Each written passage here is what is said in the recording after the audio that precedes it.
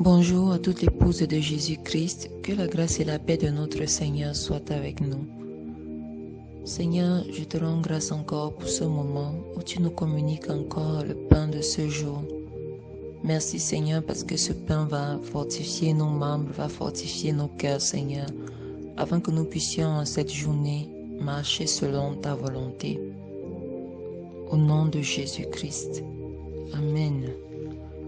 Bien-aimés, ce matin, nous allons parler de la crucifixion.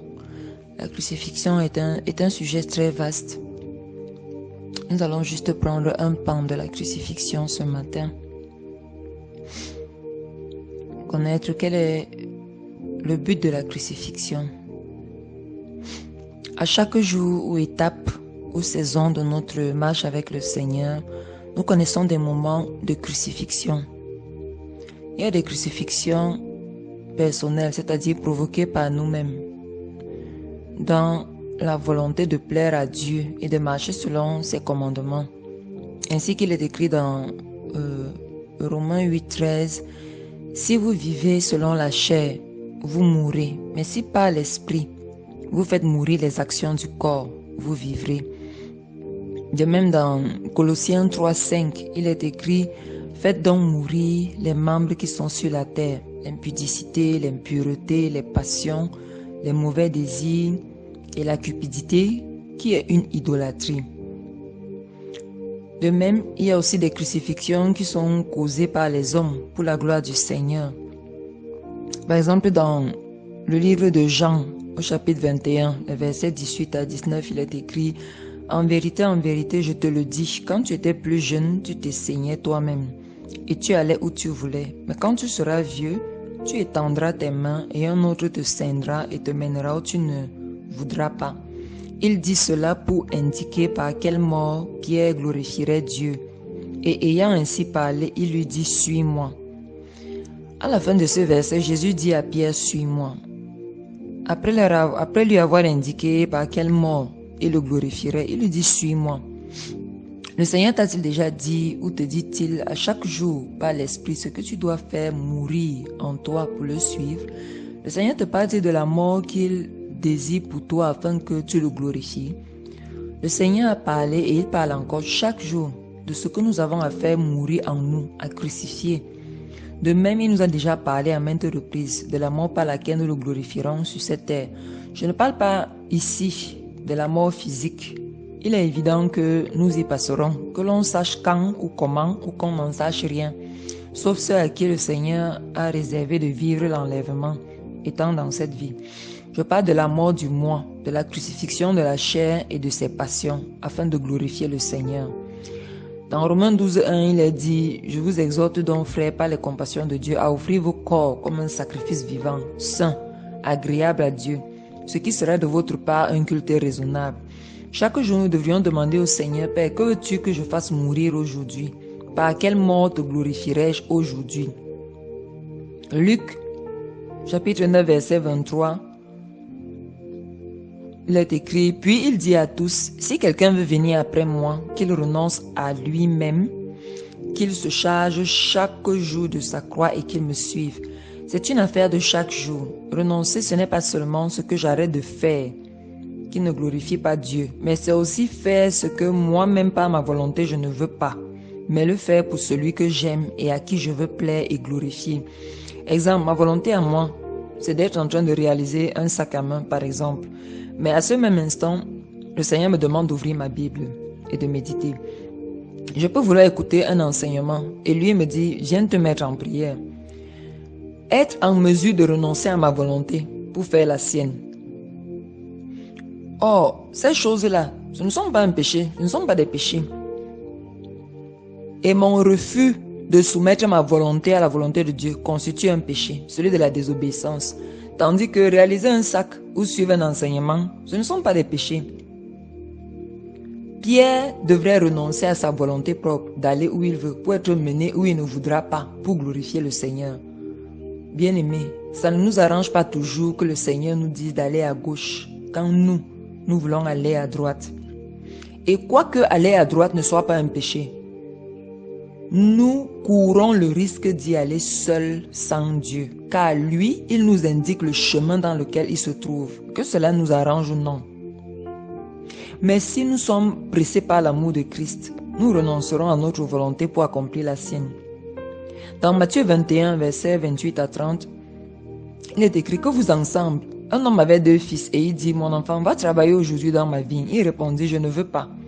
Ensuite, il se repentit et il alla.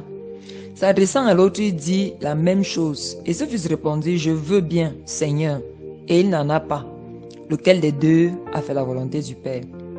Il est évident que c'est celui qui a dit je ne veux pas et qui s'est repenti, ensuite est parti. Donc parfois, la volonté de Dieu ne nous arrange pas. Mais à un moment, à cause de l'amour qu'on a pour notre Père, on dit non, je vais y aller. On se décide à y aller.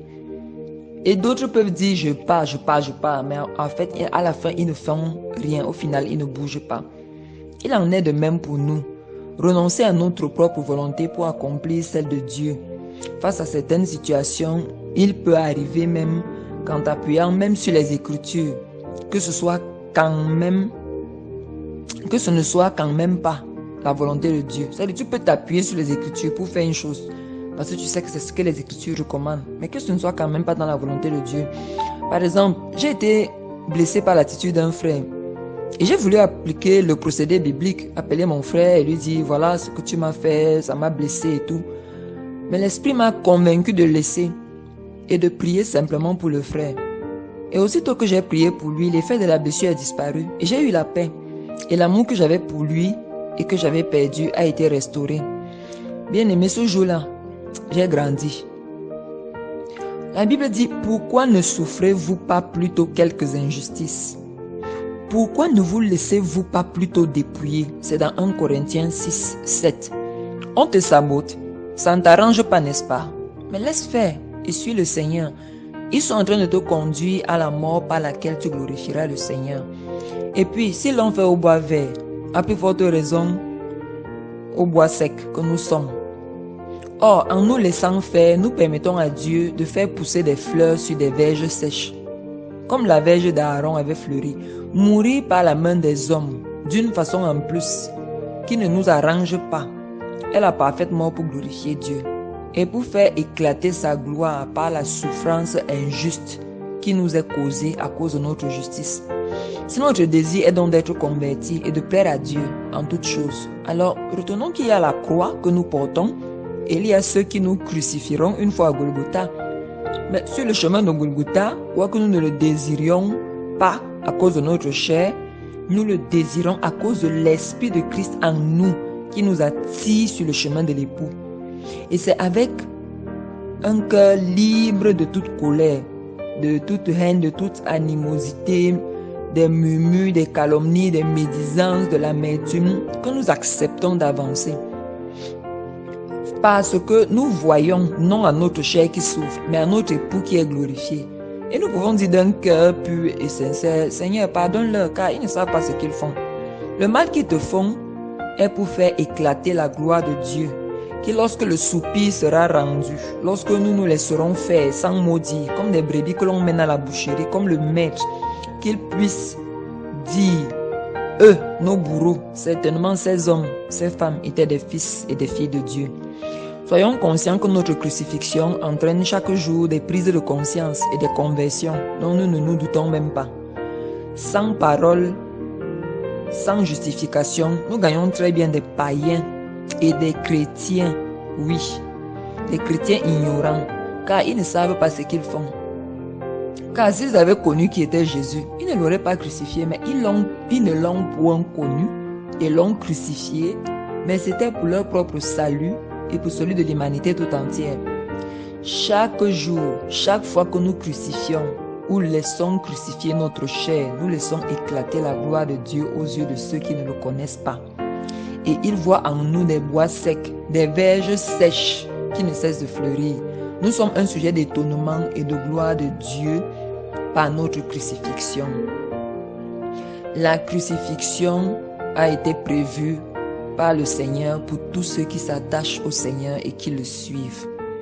Bien-aimé, il a dit aux disciples, pouvez-vous boire la coupe que je vais boire? les deux fils de Zébédée ont dit, oui, nous pouvons. Il a dit, ce qui est certain, c'est que vous allez boire. Bien-aimés, la crucifixion est là. Par la crucifixion, nous participons aux souffrances de Christ.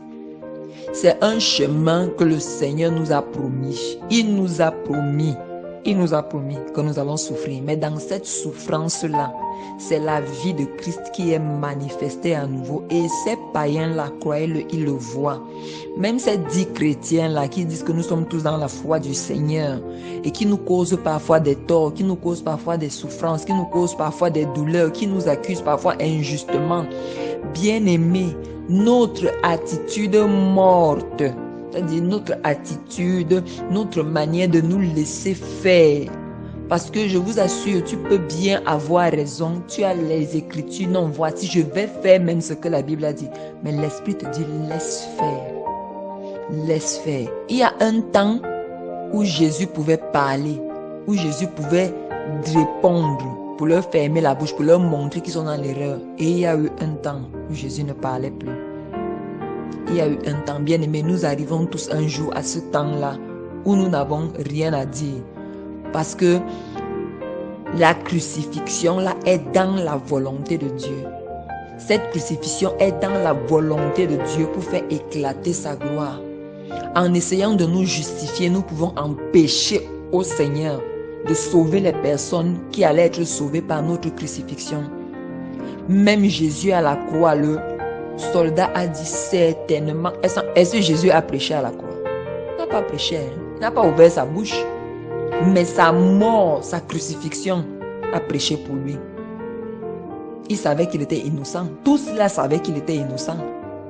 Mais ils se sont acharnés contre lui. Bien-aimé, il y a des situations que tu peux vivre. Tu ne comprends pas ce que le frère là ou la soeur, tu ne sais pas. Tu demandes, il cherche même quoi sur moi. Assieds-toi 2 minutes. Demande au Saint-Esprit de te faire comprendre ce qui est en train de se passer.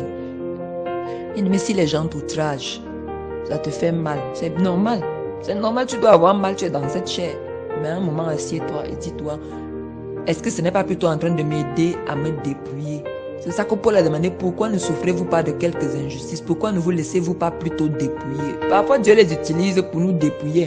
Ce dont on veut se débarrasser depuis qu'on n'arrive pas. Dieu peut utiliser les personnes qui ont cette disposition-là à nous aider à nous débarrasser d'une chose que Dieu, lui, ce qu'il veut, c'est que si tu as un cœur qui l'aime, qui le recherche, qui veut lui plaire, tu montes, tu descends, tu vas passer par le dépouillement. Que ce soit par ta volonté propre, que ce soit parce que ce sera causé par d'autres personnes. Mais à chaque chose qui nous arrive, regardons si l'œuvre que le Seigneur est en train de faire derrière, ce n'est pas plutôt nous qu'il est en train d'émonder afin que nous portions plus de fruits.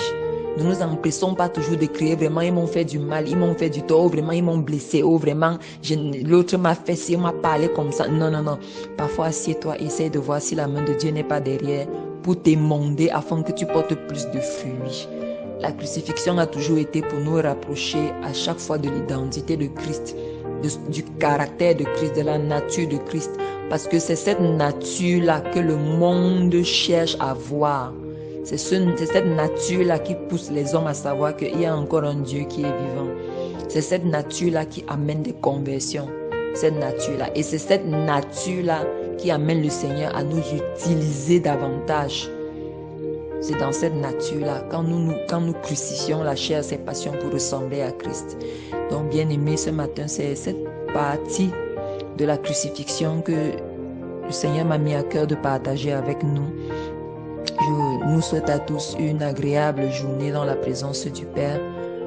Au nom de Jésus-Christ. Amen.